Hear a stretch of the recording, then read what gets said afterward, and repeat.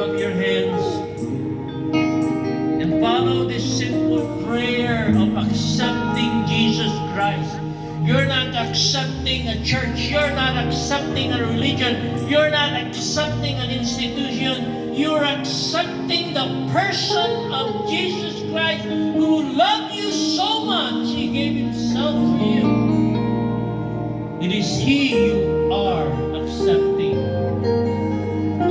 At sumunod ka sa panalangin ito. Sabi ng Biblia, kung ihahayag ng iyong bibig na si Jesus ang Panginoon at mananampalataya ka sa iyong puso na siya'y binuhay ng Diyos mula sa mga patay, ikaw ay maliligtas. If you will confess Jesus.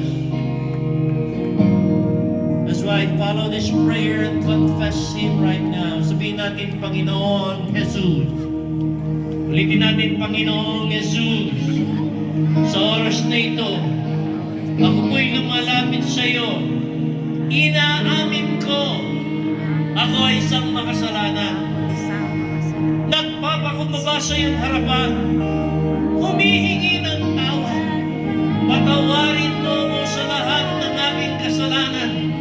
Ako'y nagmamalik loob sa iyo at binubuksan ko ang aking puso. Inaanyayaan kita, Jesus.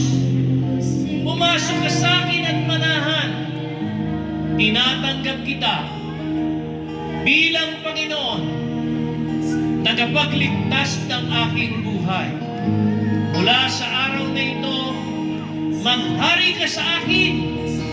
Ako ay susunod sa iyo.